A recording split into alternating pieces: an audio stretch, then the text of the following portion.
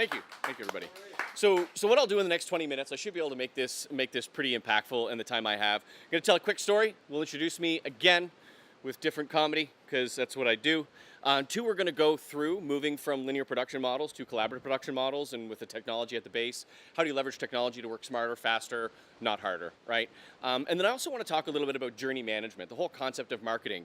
It is a relationship you have with your customer, but then how do you think about that relationship? What are those relationship stages, and then how do you build marketing that feeds that relationship, right? And creates basically more advocates and more people that are willing to give you their friend that you should work with, right? And at the end of the day, that would be the dream if all of you could just wake up in the morning and feed emails and phone calls from people that say, oh, you need to work with this person, or this person wants to work with you, right?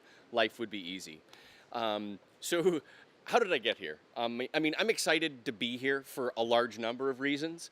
One, these people around us are amazing. I've never been around this many people that are as weird as I am, so thank you for your weirdness. I applaud it, and great. Well, you know, me and Chris were even talking on the plane, like I was kind of nervous to come because I've gone through this little journey myself recently, and some people you can't talk to about that stuff because it's a little too woo-woo for them. I've already had 8 conversations that I can't have with my own wife here. So, you know, that's a testament to this is the weirdest thing I've ever done, and I'm loving every minute of it. And I'm also not supposed to be here. This is an accident. I call myself a glorious accident.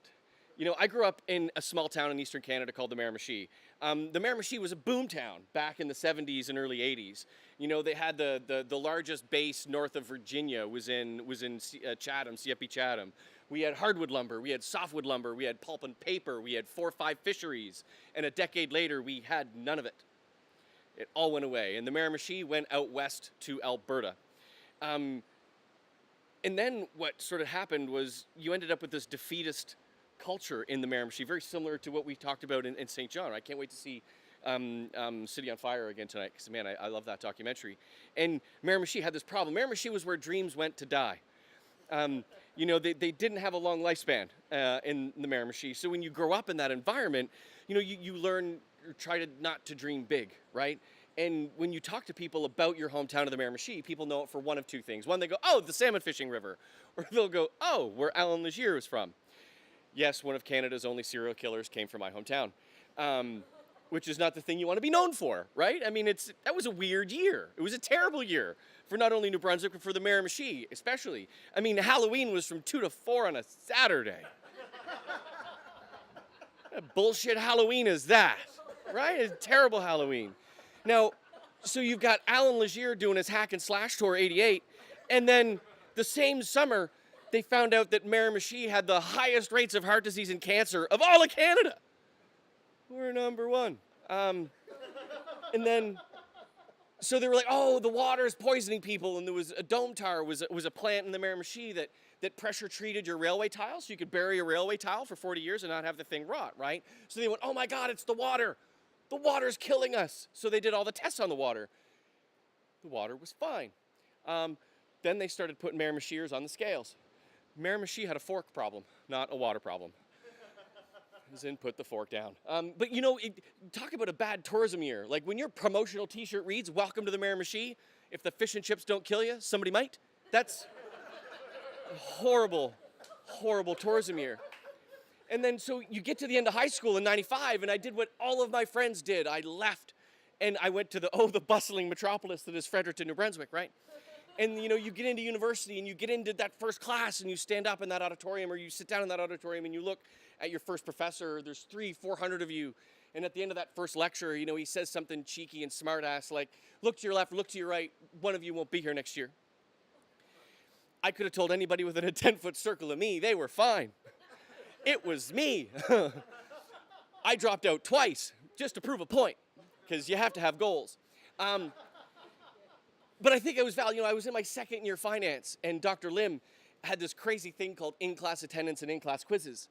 You know, where 40% of your final mark was based on these things done in class. I was waiting tables and bartending to put myself through school at the time. You know, being up to 3, 4 in the morning every night. So his 9 a.m.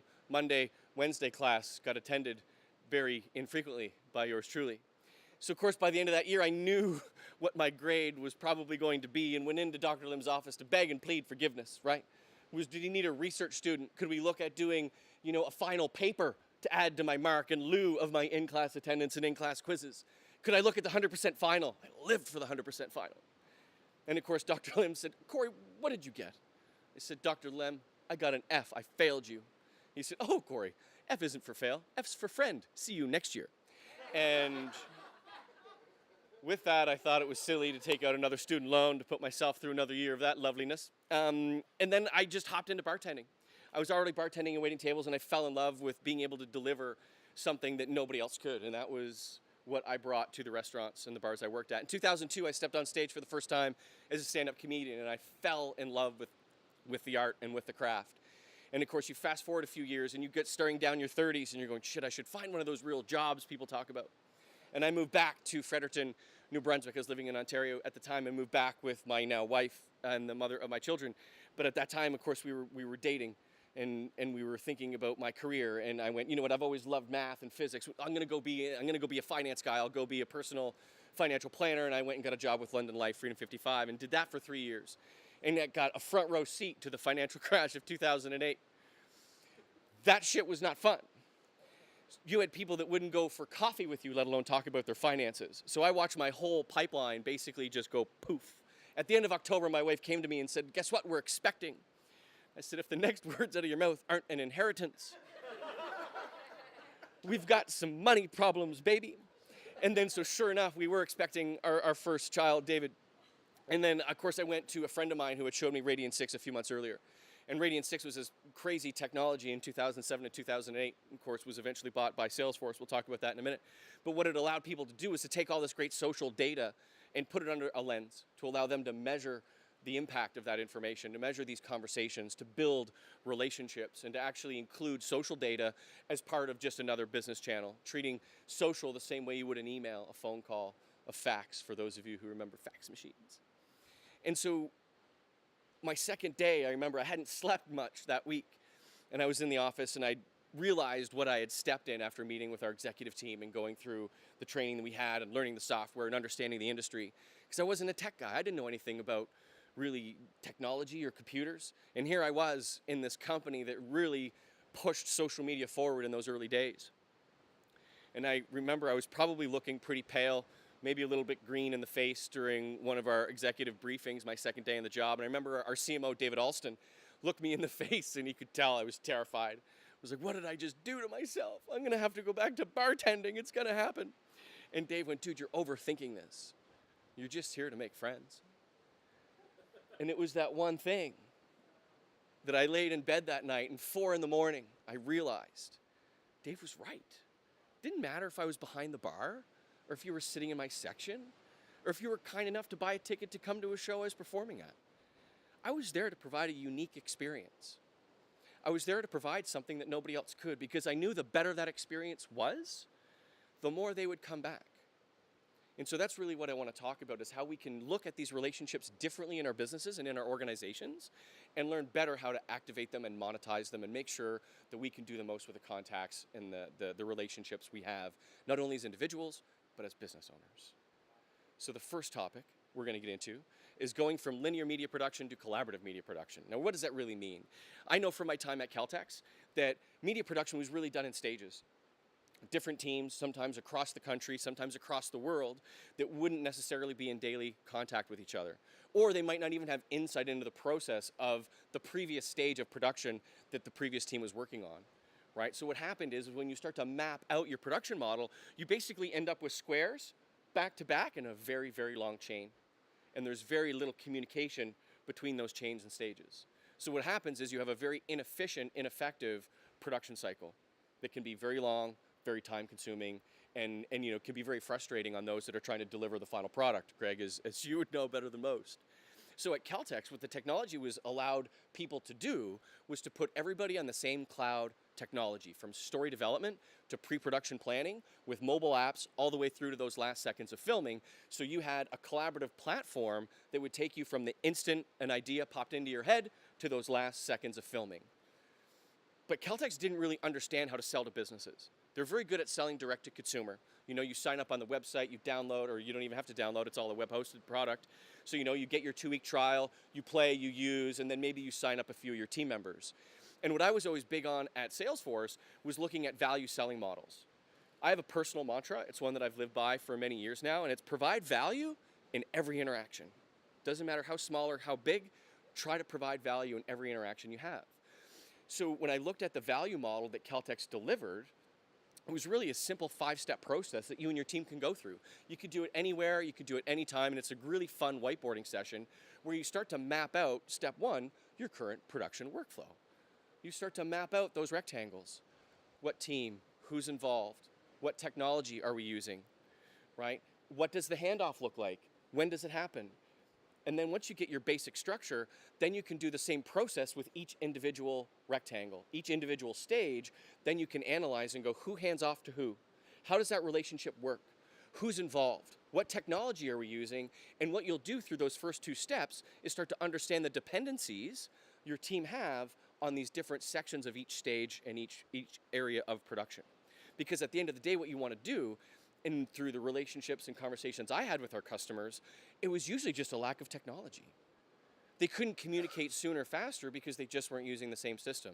Somebody's using Movie Magic, somebody else is using Final Draft, another team is using email to update scripts in a Word doc, right? That wasn't even in Google Drive, for heaven's sake, so you could do it in real time and collaboratively.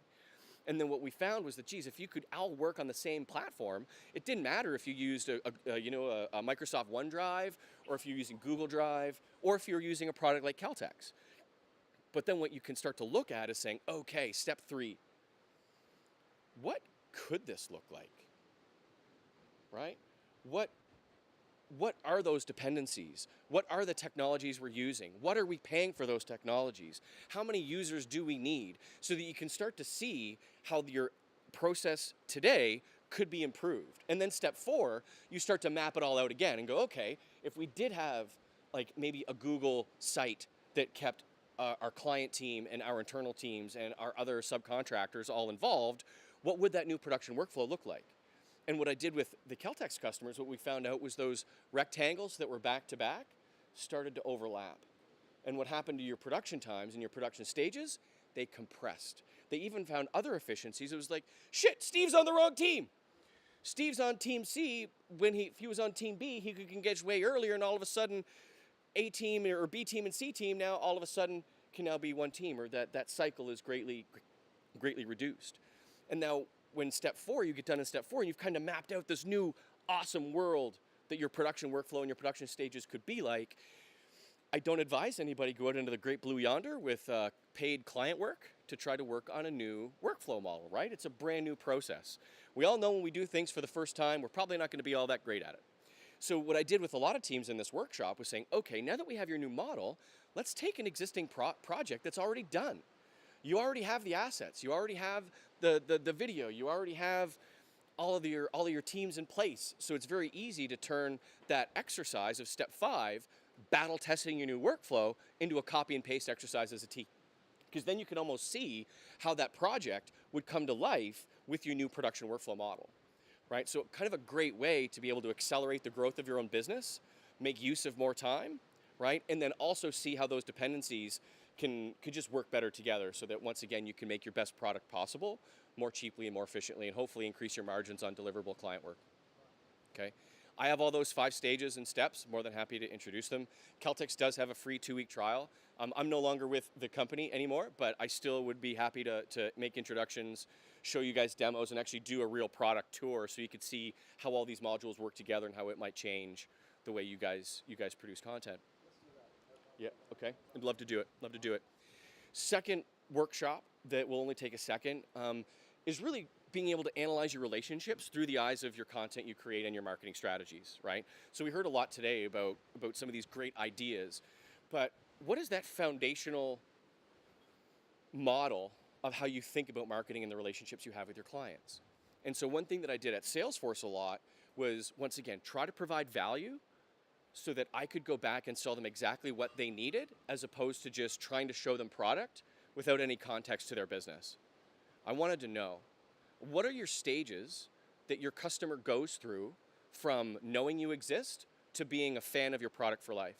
That's what we call a customer journey, right? And that journey has defined stages. Your stages might be a little bit different depending on the style of projects you're working on, but most companies have the same 5 stages. There's an awareness stage. That's how do people even know you exist as a company, as a brand. There's acquisition, actually acquiring a new customer, getting them to accept a contract and receive your services. Then there's 3, an onboarding stage.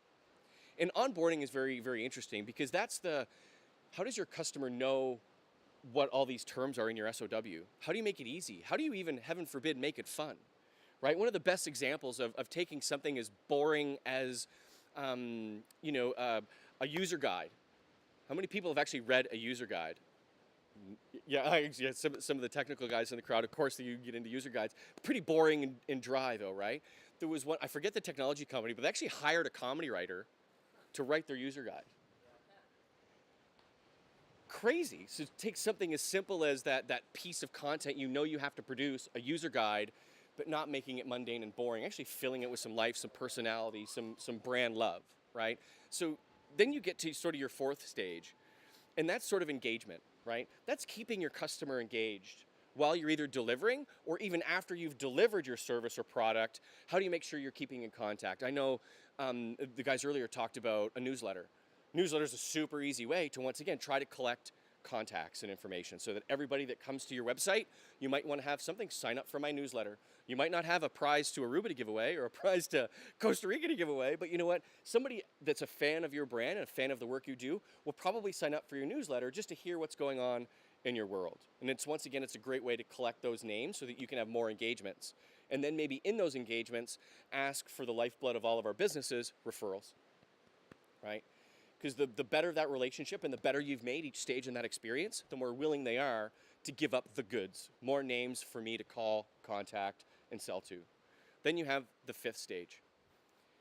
And that's basically your reacquiring of that business, right? That's your renewal, right? That's the renewal stage of your business. That's making sure that you end up securing a company like Irving, that Irving goes, screw it, I'm just working with Hemmings House now. It's not an annual contract, it's not a project contract.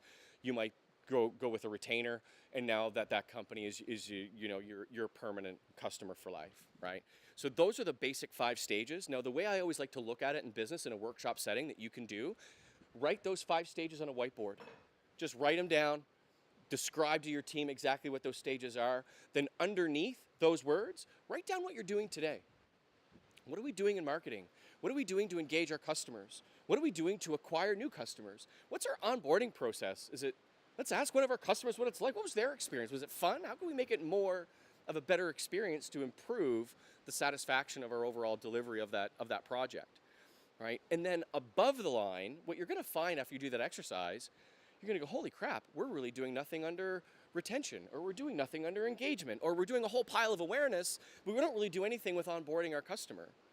So then above the line, you can then start to write your desired state. How could we change this? What should we do? Holy crap, we don't engage our customers at all. How should we do that? And that leads into, obviously, retainment, right? So once you get that stage done, then you break out the old sticky notes. And you just get everybody to put a sticky note on the top 3 items that you think you should move forward with as a brand. What's going to happen is you're going to end up with your own priority checklist, right? Because everybody's going to put sticky notes on all these great ideas that are above what you're already doing. And now you have a roadmap on how to accomplish the next phase of your marketing strategy, which is, all right, there's 8 sticky notes on this one. That's the one we do first, guys. The one that has 5, that's number 2, right? And you'll just be able to now give yourself priority, because the great thing about the stuff above the line is you're probably going to have a pretty lengthy list that might be a little bit intimidating at first. But after you do a little bit of sticky note love, all of a sudden you've got a great roadmap to take where you are forward and how you're going to change your business for the better and improve the experience you deliver to your customers, making more customers for life. Done. Let's have lunch. I'm here all week. I'm more than willing to walk through these things with you guys. My time is yours. Make what you will of it.